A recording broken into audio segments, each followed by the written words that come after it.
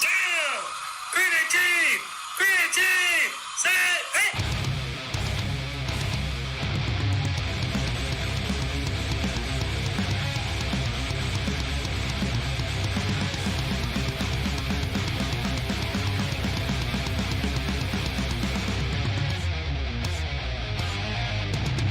Good morning, football fans, and happy day after Christmas.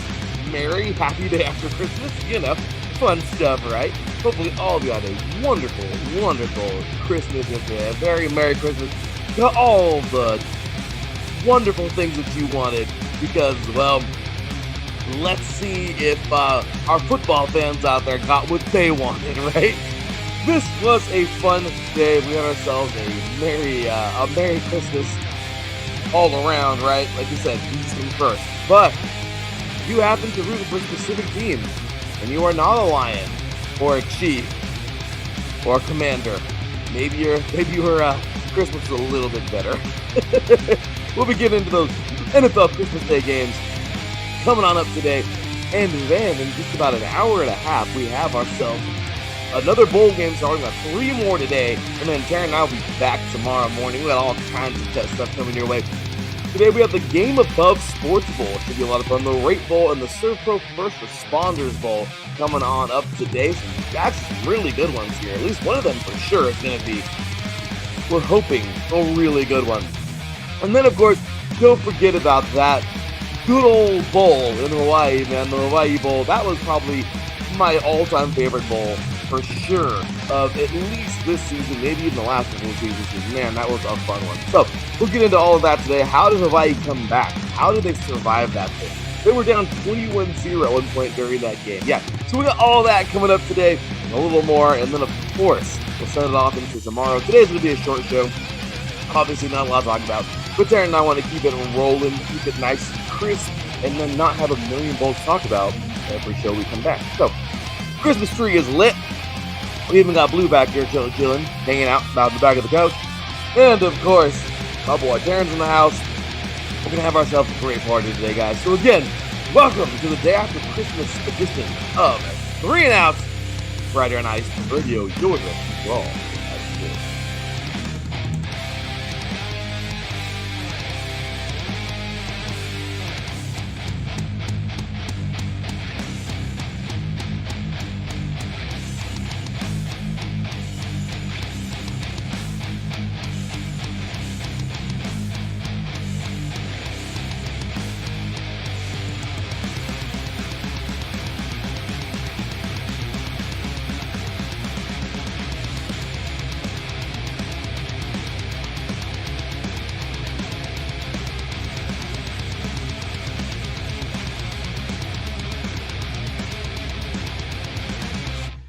Welcome, all you diehard football fans out there. Good day to you all. And of course, late Merry Christmas if we didn't see you on our last show on Tuesday. But here we are today. Like I said, today's going to be kind of a quickie, but it's going to be a fun one. Let's get ready for it. To do that, of course, I got to bring on my dude, man. Of course, is Ice Sports Radio Hall of Famer. And my, like I said, honor to call him a great friend of mine. And on top of that, host of Set Point. We'll catch him doing all things volleyball Monday evenings, getting ready. Just finish off the women's college season, get ready for the men's college season. Again, congratulations to Texas A&M. At least they did something good, because in football. With that said, you guys, bringing on my guy, SoCal Insider, Mr. Teran Rodriguez. Good morning to you, sir. Hey, Larry. Great to be on, and hope you had a Merry Christmas, Larry, and hope everyone had a great holiday. Man, thank you very much, sir. Hope we definitely did a lot of fun, enjoyed family. We really had a good time yesterday, and you too, good sir. Hopefully, I hope you had all of you. Hope you had a Merry Christmas. Did Justin come back? Yes.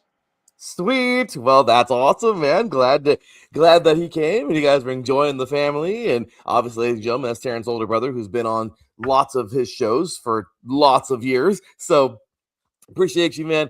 Again, Merry Christmas. Thank you. My big thing is thank you, man. Appreciate you so much for being a part of this thing.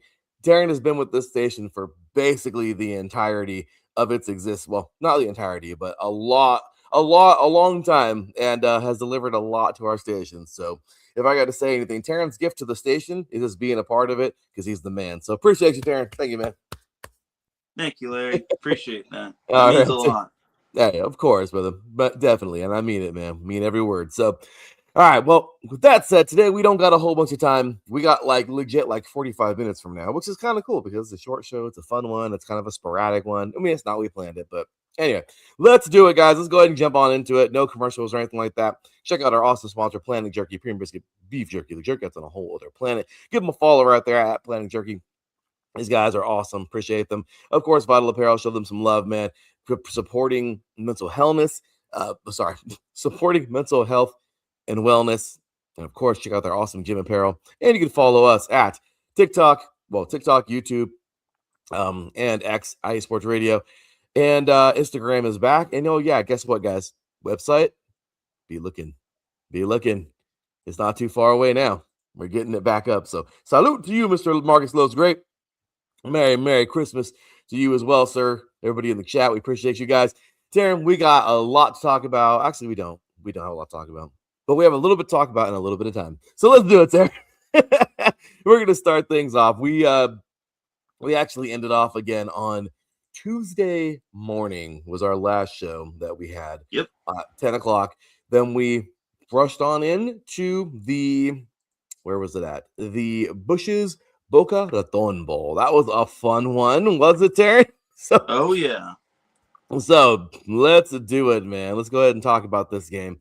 Because it was actually pretty good. We were finishing right as we were getting off air. The game was starting as we were getting off air. So all righty, and let's get our banner up and get ready for some FBS talk, you guys. So here we go. Let's do it.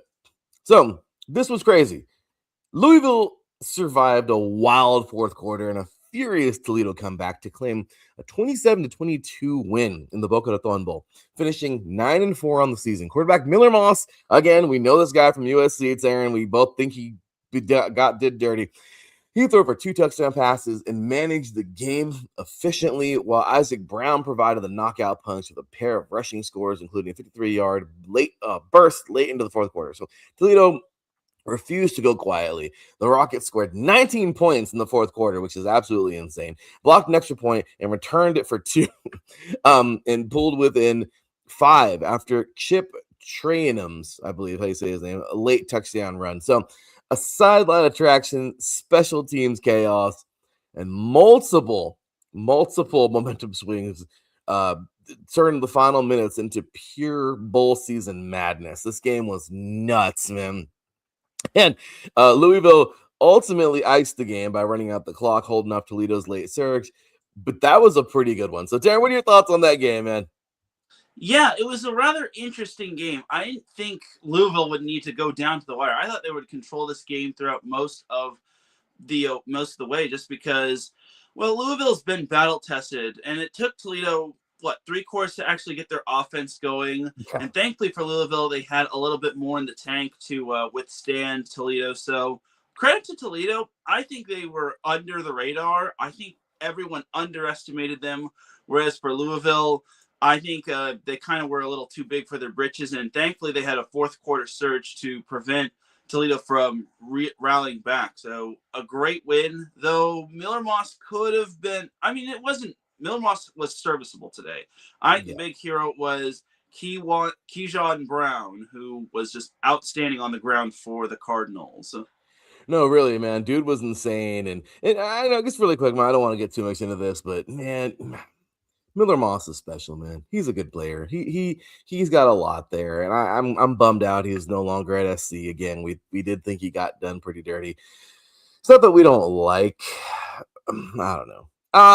Look, Malva's cool and all, but I just, damn it, like we lost a special player with him. We did, because Miller Moss did him no favors. No, yeah, it's true. It's a bummer, it really is. I like him a lot. I think he's a great athlete, and he's gonna do good things over there at Louisville, man. I don't know. We'll see. I don't know if he's an NFL guy. We're still trying to see that and everything. But when it comes down to it, man, he's a competitor, and I like Miller Moss a lot. So let's see what he, because he's a what? He's a junior now. Yeah. He's a junior, right? So okay, so I haven't heard anything yet. I know if he's Actually, going to no. be. According to ESPN, he's a senior. He's a senior. My apologies. Okay, I don't know. Yeah. Well, we'll see what happens, It man. See feels if like he. he's still a junior I because we didn't know. get to see him too much at USC.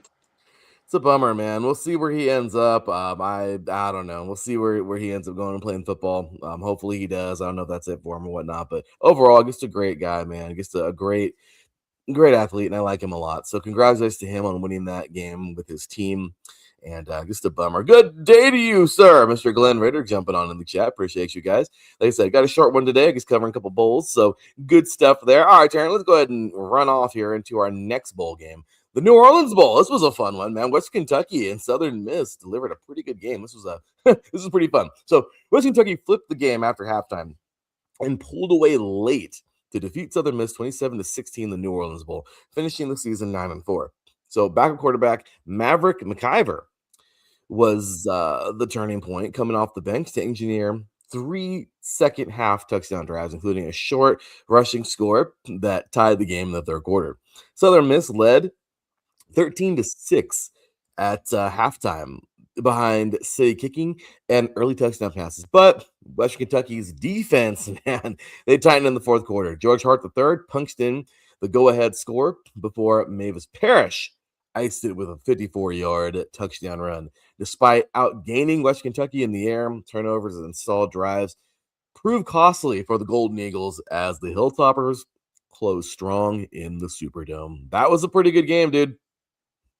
Yeah, I'll give it to Southern Miss. They really performed well. I didn't think they would make this too much of a game, but they were up at halftime, and then Western Kentucky finally got everything together. So I think for Western Kentucky, their offense was kind of efficient. They turned the ball over 3 times, but they had over 400 yards of offense altogether. So I think for the Hilltoppers, it's a nice little feather in their cap, but Southern Miss can definitely grow on this for the near future.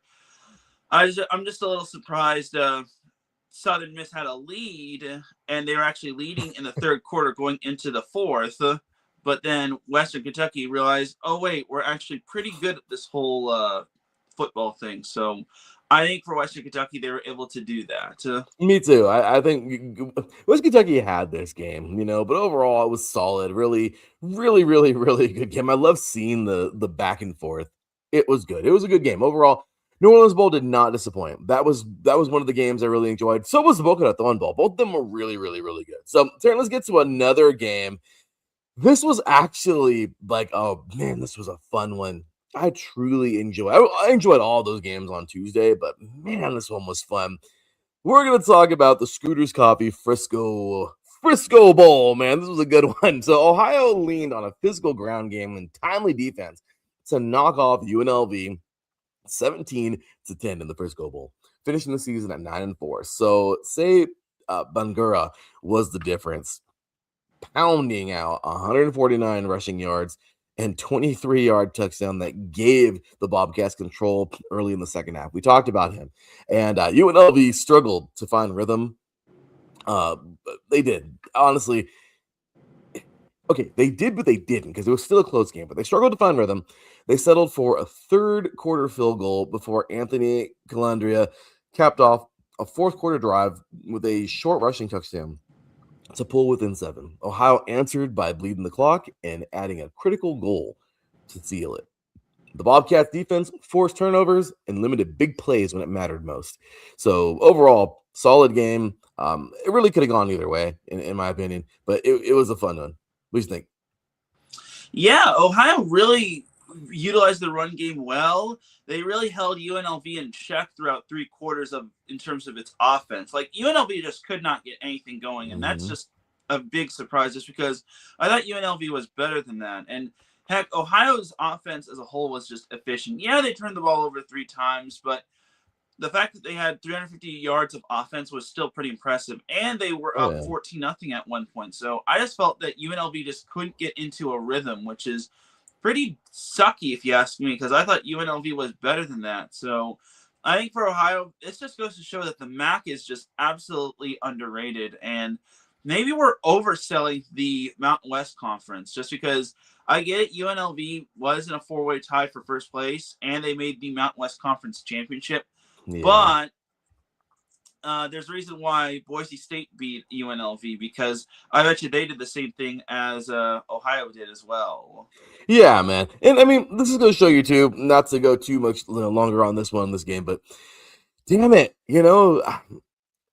money talks, BS walks, right? That's what we Mm-hmm. always say, Darren. And I hate to say it, I really do. I hate saying that because Barry Odom, man, I loved him. The guy was great, and look what he did at UNLV. Look what he did, man. I mean, he got it done. He got the Rebels to back-to-back Mountain West Championship. Like, they did really well on 23-24, and defensive guru, defensive guy. And look what happens. I mean, they're going to throw some money at him, and there he goes off to Purdue. Again, good for him. He's going to go where the money is. I agree. I mean, I love it. Purdue was Purdue this year. But I mean, that's it. He's moving up and everything. But it just sucks because you kind of would like him to stay. You would love to see him stay and continue his success at UNLV and make them a power program. But these coaches move up the ladder and they go to these bigger schools, and that's it. They leave these guys in the dust, and UNLV, they were on their way, and it was a special couple of years, and then that's it. So it kind of sucks, right? I mean, don't get me wrong. I'm all for moving up like the Jeffersons, but it just, kind of sucks when that happens, because it's like Barry Odom, man. What 10 years at UNLV would have done? Like, this guy could have really done a lot there. He had recruiting. Bishop Gorman's right freaking there. I mean, you know what I mean? Like, these guys were really, I don't know, man. It sucks. I really wish that, I don't know, just these smaller schools have more money or something. I don't know. I mean, whatever. I don't say, but all right, Darren. So then the very next day, Christmas Eve, boy, if you were not watching this game, well, it's Christmas Eve. You were with family. That's okay. But if you were doing nothing and you were not watching this game, shame on you. I'm sorry. This game was too good, man. Hawaii delivered one of the wildest finishes of bowl season, erasing a 21-0. Yeah, 21-point deficit to stun Cal 35-31 in Honolulu. The Rainbow Warriors trailed 21-0 early before steadily chipping away, leaning on Michael Alejado, who threw for 3 touchdowns and a relentless passing attack that wore Cal down very late in the game. Very good game. Whoops, lost my place. There we go. Cal reclaimed the lead with under 2 minutes remaining in a short Jason Keu Sagabotelli. Again, Taryn, you got to pronounce that one again, but touchdown run. But Hawaii answered with ice in their veins. Backup quarterback Drew Weaver engineered a clutch final drive and fired a 22-yard touchdown to Nick Senecal with 10 seconds left to seal the comeback.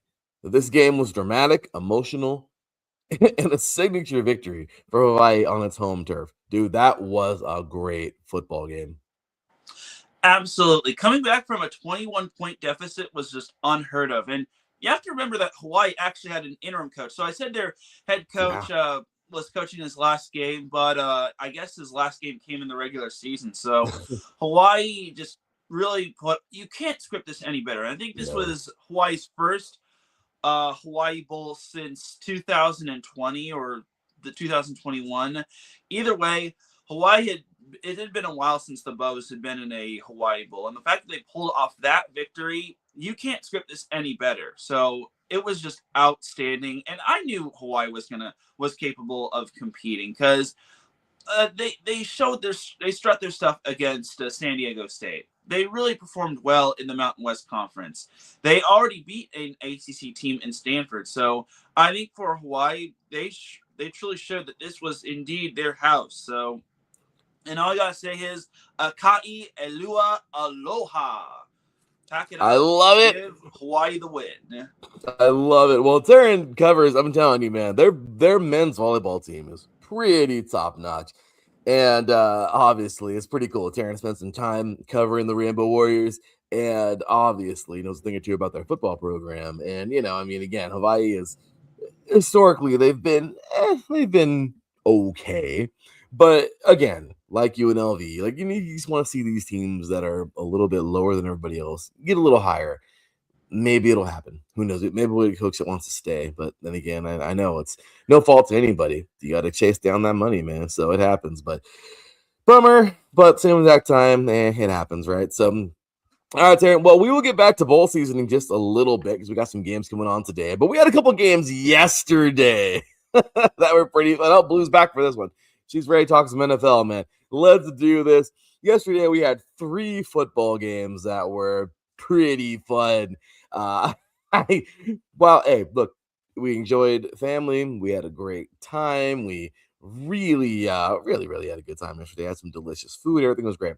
But you better believe, Taryn, that these 3 games were on all day long, and some basketball too. But dude, this was a pretty crazy day. Christmas Day.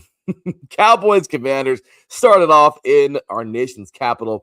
The Dallas Cowboys jumped out early, but and never let go, earning a 30-23 road win over the Washington Commanders on Christmas Day. Dak Prescott threw for 307 yards and 2 touchdowns, including a 86-yard strike to Kevontae Turpin, while Dallas controlled possession and answered every Washington surge. So Ja'Cory Krosky merits 2 touchdowns. It kept the Commanders close. It's pretty cool, and Clinton Portis jumped on too.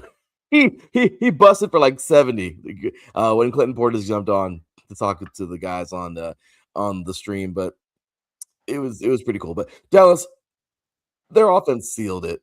They sealed it late with a clock-killing drive and clutch kicks, and overall, man, the Cowboys were the better team, but I don't think they're that great because the Commanders, nothing to lose. Do you guys see guys like Deebo Samuel today playing really, really hard? It was a great game. Overall, though, Dallas won this thing. It's not like it's going to do anything for them. But hey, rivalries are fun, right? Good game. Yeah, and I can't believe Josh Johnson still has it. But I know. you mentioned Ja'Cory Krosky Merritt, aka Bill. He was fantastic. I mean, he's had some flashes of brilliance. I think he's going to make himself a household name for this Commanders run game. But look, Dallas's offense has just been on its A game throughout most of the season.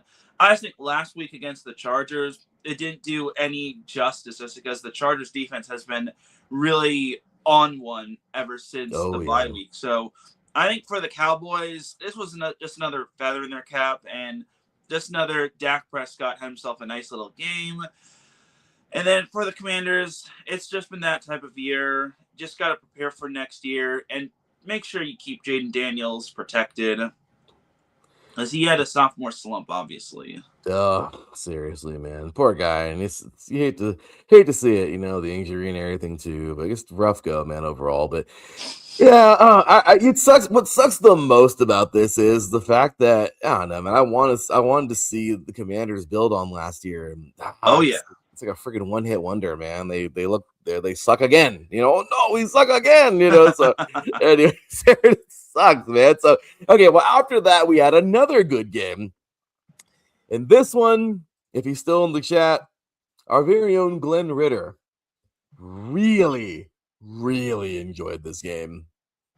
But our very own Marquise, our new Detroit or new Lions insider, probably didn't like this game very much. It was fun. It was a fun one, but rough game here for Detroit. So this was game number 2. The Minnesota Vikings delivered a statement win on Christmas, overpowering the Detroit Lions 23-10 with a dominant defensive performance. That ended Detroit's playoff hopes. Another team that just falls apart. Detroit and Washington were the darlings last year of the NFC, and now they're just back to whatever you want to call it. All right, Minnesota forces 6 turnovers and recorded 5 sacks, completely disrupting Jared Goff and the Lions offense. Aaron Jones opened the scoring. Will Rochard drilled 4 field goals. Jordan Addison's 65-yard touchdown ran up that score, man. Put the game really just iced it. Put it on ice, man. Put this thing up late, and the Vikings controlled the tempo pretty much from start to finish. Kind of a bummer for the Lions. You did want to see that, unless you're a Vikings fan, you did want to see them do better. But it just wasn't their year. Dan Campbell and the kneecaps are that's it. It's over. Next week you play and then that's it. But Teran, I don't know, man. On one sideline, just smiles and upsets and happy, and the other one just bitter disappointment. Yeah. Unfortunately for the Lions, they just had one of those clunker games. They had 6 turnovers, which you cannot have. Jared Goff was under pressure throughout most of the game. And here's the crazy thing about this game. The Vikings beat the Lions even though they had 3 net passing yards. You can't script that. You cannot script this. You just can't. So, and that Jordan Addison touchdown run, that was actually the longest run of the game. Oh my gosh. Before, yeah, it was longest run of the game. And before that, the Vikings didn't even have 100 yards of offense altogether. So the fact that the Vikings wound up winning that game against the Lions shows that the Lions were just on the struggle bus. I know their offensive line was beaten up, but look at the Chargers. An NFL personality kind of made note of that. They said, well, the Chargers made no excuses when it came to their O-line. And look at them. They have 11 wins. They've punched their ticket to the playoffs. So I think for the Lions, yeah, it was one of those tough seasons. They lost a few one-score games. But honestly, I think the Lions will be back. I mean, yeah, I think for this upcoming future, though, they're going to have to make some decisions and make some trades and whatnot. So. Yeah, it's rough, man, and you hit it on the head. Dan Campbell, that team's not going to go anywhere. But it's just the sheer fact that it's rough because of how good they were last year. That's the hard part for me. And seeing this team that we're not used to seeing up there, it was really fun. But as of right now, I mean, both them and the Commanders freaking hit reverse. They shifted into reverse real fast. And it sucks, again, for their fans. But at the end of the day, rivals definitely loved it. And the Vikings knew. The Vikings this year, I don't understand this team. They weren't even near their full potential, but they knew it, and they knew, hey, if we're not going, neither are you. And that was pretty cool. So good game yesterday. Overall, Vikings played one of their better games, but too little, too late for them. And if the Lions wanted any chance at that playoff, well, too little, too late now. So. Sucks is what it is, but what a game. What a second game on Christmas. Really fun one. And then we have Thursday Night Football, which delivered. This one was fun because this was just really the changing of the guard. It really was. It just goes to show you the Chiefs, they're already eliminated, but even the fight, I think, it's just over. It's just over. Am I saying that they're not going to come back next year? No. That's Andy Reid. Let's not be crazy here, okay? But I will say this. This season, the fight's gone. Your quarterback's gone. Kelsey's just not having a good year. That offensive line is also struggling right now. On defense, I feel like, oh my gosh, man, on defense, it's like I want to say that they're still that strong unit because they still are pretty good. But when I feel like Chris Jones is the only dude that's like, I'm looking at the Chiefs defense right now, and they remind me of the Raiders.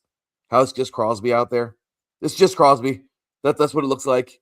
Everybody else is out there, but it's just literally looks like it's Crosby who's actually like going hard. And that's not a diss to the rest of the defense, even though it kind of is. But I don't know, man. I feel like Chris Jones is out there just playing his heart out. Yeah, I mean, there's solid play from everybody else, but yesterday they showed it.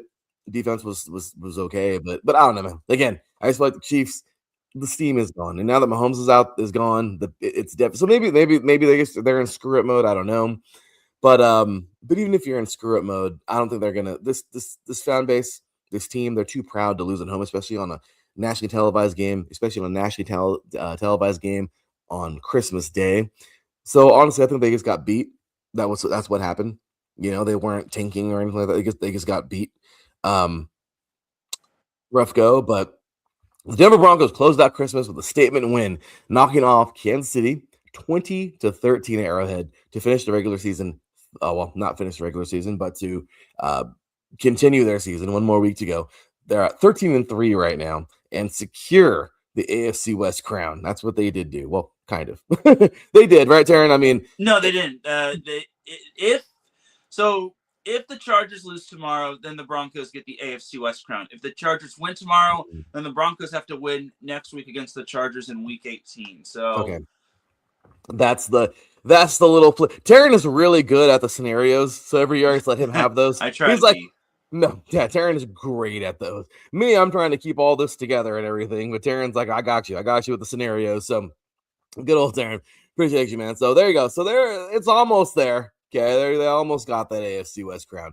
But then again, the Chargers are super good too. So it's going to be a fight between those two. Really excited for that. So we'll see who it is, man. So they did not secure the crown, but they're really close. They still may not get it because those Chargers are honestly, I think, the better team. But Bo Nix delivered in clutch. He really did. Scoring on a short rushing touchdown before firing the go-ahead touchdown pass to RJ Harvey with 1:45, I think, to go in this game. Yeah, it was in the 2-minute warning. Past 2 minutes. Denver's defense controlled the game, and they held Kansas City to just 139 total yards and winning time possession after nearly 19 minutes. So that's crazy, man. I mean, by nearly 19 minutes, they freaking control the time possession. So overall, even though the score was close, though, Denver really did run this thing, and it was just a Denver night in Arrowhead. How about this game, Teran? You hit the nail on the head. Time of possession was what really killed the Chiefs. And even when the Chiefs had the ball, they just couldn't really do much with it. And it's tough when you're starting a third-string quarterback in Chris Oladokun. Yeah. But he had some plays. He gave the Chiefs a chance in the end. It's just that, unfortunately, the Broncos defense clutched up. You also know what didn't help for the Chiefs? Chris Jones being called for offsides when the Broncos went for it on 4th and 2. And I was like, I really didn't want to believe that it was offsides. But unfortunately, Chris Jones jumped. And I saw a little of that in the Chargers game when the Chiefs played them the second time around. But, yeah, the Chiefs tried. And honestly, I will say this about Denver. This just kind of reinforces the fact that Denver just wins so ugly when they should win so more comfortably. I get it, wins are wins, but Denver is way too good to be beating a Chiefs team which pretty much has their B team offense. Because you look at the total yards, Broncos at 303, Chiefs had only 139. Broncos doubled the offensive output in terms of yards that the Chiefs had. The Chiefs only got explosive plays based off of either big defensive plays, like there was the interception from Christian Fulton, and then there was also a big punt return at one point. So I think for the Chiefs, it was they utilized what they could utilize. They did what they could possibly do with the limited resources that they had. But Broncos, they got to really clean this up for Week 18, because if they can get away with this against a B team Chiefs team, but if they play like this against like the Texans or the Chargers or the Patriots or the Jags, I don't see the Broncos going too far. No, me either. I'm totally with you. The Broncos have it, but they also need it, right? I mean, it's just that thing. You got to have it. You got to have it. So right now they're close to obtaining it, but it's just not fully there either. So I'm with you. I totally agree. The Broncos have it. It's just they got to be real careful, and they got to make sure they're given everything every single game, because they got the potential to make a run. But that's on them. So, all righty. Well, there you go, man. NFL Christmas was fun. That was a really, really, really great day of NFL games. And, man, some NBA games are really good, too. So make sure you stay tuned for Fast Break. Dontarius and Davison talked about that on Sunday and said that to get ready for a really good slate of Christmas games. And there were yesterday, except for the stupid Lakers. But other than that, there was a really, yeah, I know, Teran, we're not going to talk about them. Football. I know. Yeah, we'll let Dontarius and Davison talk about that cluster on Sunday. But great game, though. Great games on Christmas, man. Definitely fun there. So let's go ahead and do this. let's move on back to the FBS. We only got like 15 minutes left here in the show, and we'll probably finish before that. We got 3 previews to give you, and then that is it, guys. 3 more previews, and then we'll be back tomorrow morning at 7 a.m. Pacific Standard Time, the usual time, 10 a.m. Eastern, and we'll be covering, of course, lots of bowl games tomorrow. We got we got a whole bunch of them tomorrow. We got some bowl games. We got some. Oh, look at that! Of course, the college football playoff is coming on up. We don't have any of those, but we do. We'll be getting to those games coming on. But we have some NFL games, of course, tomorrow. We'll be getting into, man, there'll be some fun ones. Texans and Chargers, obviously, Teran. That's to be the one that everyone has. They're going to have them under a magnifying glass. And then Ravens and Packers. My gosh, I want to talk about fighting for playoff lives. So that's good stuff. We got some great games tomorrow, man. So we'll be jumping on tomorrow talking about those. But before we do all that, let's talk about these 3 games coming up today, Teran. So quick picks and a little preview. So here we go. Game Above Sports Bowl. This is a good one here. Central Michigan, the Chippewas versus Northwestern, the Wildcats. It's going to be at Ford Field in Detroit, Michigan, coming up in about 45 minutes, actually. So Northwestern enters as a double-digit favorite behind a defense-first identity and a controlled offense approach. So led by quarterback Peyton Stone, the Wildcats want to lean on the run game with Cam Colmafe and limit mistakes. So especially indoors with Ford at Ford Field, where tempo and execution matters. So Central Michigan, meanwhile, comes in as an underdog with nothing to lose. Okay, solid game here. I mean, solid team here, but really nothing to lose. Chippewas will look to muddy the game basically with field position. Okay, they're used to these nasty dogfight kind of games, so they're going to capitalize on Northwestern's inconsistency through the air, and at least that's what I think that they're looking for. And if CMU can force turnovers and keep it close in the fourth quarter, pressure shifts early to the Wildcats, I think. So we'll see, but okay, good game. This is Big Ten versus MAC. Gonna be fun. Northwestern looks control tempo. Central Michigan is dangerous if this turns really scrappy.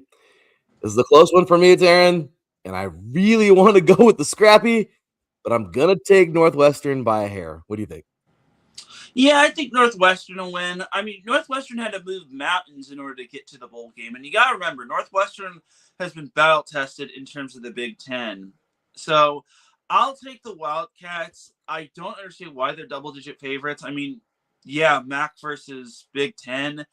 I kind of see it why. But honestly, I think Northwestern, with its defense, should be able to win an ugly game, but a convincing one. Yeah, I agree. It should be a fun game. I'm really looking forward to seeing if this game gets scrappy because Northwestern has been pretty scrappy themselves. You're totally right. They have had to move mountains to be here. So uh, this is gonna be fun. So all right, so we're both going Northwestern, huh? Yep. Oh yeah, I was taking them Cats, man. But hey, again, Chippewas, man, still a very strong team, and we'll see. I mean, if I don't know. I feel like if it does get scrappy, though, Central Michigan, that's exactly what they want. But Northwestern can definitely go up early, and that won't be good for them for dang sure. But should be a fun game. Really looking forward to this one coming up in about 45 minutes. Get my coffee ready on my next batch, that is, and we'll get ready for this one. So, all right. So again, North Central in the game above Sports Bowl. This should be a great one. So, okay. So next up here, we have. Whoops. If I don't mess that up. Okay. Got my notes. All right. Sorry. Next up, we have the Rate Bowl. This is my favorite game. This is it because I feel like this is going to be for the first time we have a team that has been historically bad versus a team who is actually pretty solid, but they're right kind of where they usually are.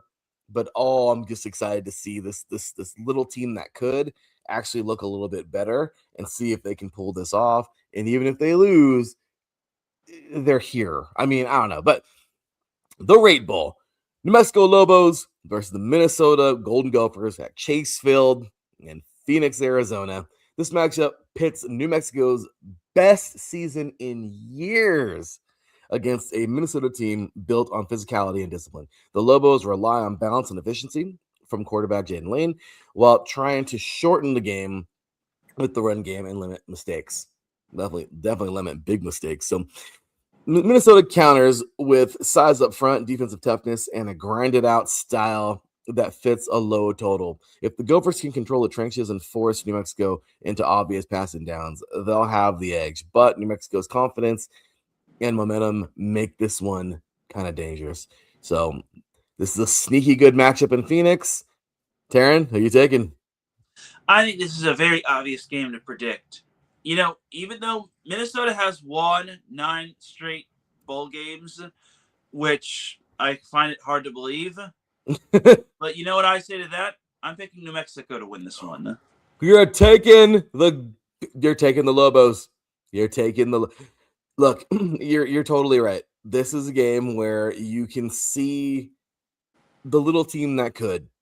Right. And I'm all about those little teams. This sucks, man. I really want to take the Chippewas. I do. In my heart of hearts, I want to take the Chippewas because I think that they are the better team. And I think that they're going to probably knock down New Mexico a couple notches where they belong, or at least where, put them back down to where they were. But then again, just that's always me, Teran. You know that. Like, just being that guy who's too short, too this, too whatever, always having to fight for that crap. Not that saying that anybody else hasn't gone through that, but I'm just saying. So I'm always for those like the little more than likely to being the little team that could, So I love it. I think it'll be a really fun game. But to me, I just gotta, even though I kind of feel like good old, dang it, I feel like Minnesota's gonna win this thing, but I gotta go. No matter what, I still gotta go with New Mexico. Let's see if they could win this thing, man. But yeah, I'm almost positive the Chippewas will win this. I can't help it. But again, I just got to go with the feel good story. So should be fun. So you're picking New Mexico as well? I'm picking New Mexico as well. All right. Okay, another reason why I'm picking New Mexico is because they have familiarity facing the Big Ten, facing Michigan and UCLA. And then also, New Mexico doesn't have to travel too far going to Phoenix, Arizona. Minnesota kind of has to travel a little far, so I think that'll also play into a factor. So that's another reason why I'm taking New Mexico. Okay, you know what? That's actually makes perfect sense. But man, that's a rough one. That's rough. That's tough because well, you hit it on the head, especially the travel and everything. But I don't know. I just kind of feel like Minnesota. They're the bigger, better, but who I want to win obviously is New Mexico. So, all right, Teran, and then of course one more game, one more president under the tree, if you will, the Serve Pro First Responders Bowl, Florida International, taking on UTSA, the Roadrunners, at Gerald J. Ford Stadium in Dallas, Texas. So, UTSA brings explosive offense firepower and led by quarterback Owen McCown, capable of turning any possession into points. The Roadrunners thrive in space and will look to push tempo early to put pressure on FIU's defense. Florida International's path to an upset starts on, I think it'll be an upset if they win, starts on the ground with Keon Owens, one of the most productive backs in the country if you've been living under a rock. If FIU can control possession, limit UTSA's big plays, and finish the big drives, obviously, this matchup could stay competitive deep into the second half. This is a fun one. Who you got there? I thought I saw somewhere that UTSA was going to be having a bunch of its players out. Oh, that's no fun. You know what? Just because I initially picked this one, I'm going to go with FIU. And you know what? FIU, good team. It's true. I'm loving this back. I think he's strong. We're getting some. Hey, what's going on, our boy Brian Francione? So yeah, no. It should be a great game. From start to finish. I think this will probably be the first one today should be fun. Second one, I think will be a barn burner. This one has potential to be either just a blowout or this one's gonna be weird. I don't know what this one's gonna be, but Teran, let's go. Let's do some flipping around. You got FIU. This one, I'm actually a coin flip on the fence, so I'm gonna go UTSA. All right. Let's do a coin. To me, this is a coin flip game. It really is. I think it is too. So screw it. Somebody's gonna win it. And Teran and I, sometimes we get in our little thing where we can't help but to pick the same teams because we know our football pretty well. But I will say sometimes it's just fun playing devil's advocate, seeing who does what. But that's it. So, all right, Teran. Well, that's basically that, man. We got about 4 minutes here left in the show, and we're pretty much out of here. But let's go ahead and cue up that music. And Teran, if there's anything you want to throw at us, let us know. I think that's pretty much it. I think we've pretty much covered everything that we needed to cover today. Let's do it, man. Well, this is going to be a good game. I mean, we have a good day of games here taking on your TV, your household. Because if anything, guys, I'm talking to the guys out there mostly. We all know the challenge is actually watching these games sometimes. So there's me walking around with my phone. Where's my phone at? Over here, like this. Walking around Target or Walmart or stores or wherever. Gotta take the wife here and there and maybe some after shopping and Christmas shopping, who knows. But I will say, watch these games as best as you can out there, everybody. These are good games, and bowl season, I'm telling you, never disappoints. I love me some bowl season stuff. All right, Teran. Well, it's been fun. We got our goal today of hitting about 45 minutes because there's really not much today, which is nice. But going to have some great games today. And then, of course, remember, we got our show back again tomorrow. We'll be back at 7 a.m. Pacific time, 10 a.m. Eastern. Got lots to talk about got lots to talk about for tomorrow. Really, some really good games. And, we got plenty of that. So let's take a look at those, actually, because, again, they'll be coming up. So tomorrow we have here, what do we have, Teran? Let's take a look. Oh, we got some good ones. Again, check it out, man. We got the Gold Military Bowl, Pittsburgh and ECU. We have the Bad Mowers Pinstripe Bowl, Bad Boy Mowers Pinstripe Bowl, Penn State and Clemson. Oh, that's a fun one. The Wasabi Fenway Bowl, another good one there. UConn and Army. Yes, even the Yankees and the Red Sox still fight, even with bowl games. It's pretty crazy. Competitive and competing there. Pop-Tarts Bowl. Can't wait to see that trophy. Number 22, Georgia Tech versus number 12, BYU. That should be a fun one. The Snoop Dogg Arizona Bowl. One of my favorite. After last year, that's one of my favorite games. I love that game. Miami of Ohio taking on Fresno State. We have the New Mexico Bowl. Is a latte, I believe, or is it? I don't know how to say that, but Let's Go Bowl number 25, North Texas, the Mean Green taking on San Diego State. Tax Slayer Bowl number 19, Virginia and Missouri. And the Kid Nerds Texas Bowl, LSU taking on number 21, Houston. So, man, we got a lot of bowl games tomorrow, Teran. The Tax Slayer Bowl, the Gator Bowl number 19, like I said, that Virginia taking on Missouri. And obviously, some other games, Texans, Chargers, Ravens, Packers. We got some fun. Make sure to tune in tomorrow, man. Teran, any last thoughts? Nope. We are just getting started when it comes to this post-Christmas football. We got plenty of it coming, man. So, all right, guys, that's going to do it for us today. For Mr. Teran Rodriguez, for me, your boy Larry B. We will see you tomorrow, bright and early, 7 a.m. Pacific time, 10 a.m. Eastern. Be ready. Bring your coffee. Bring something good, because we got football coming your way. We'll see you tomorrow. Until then, take care, and as always, God bless. Peace.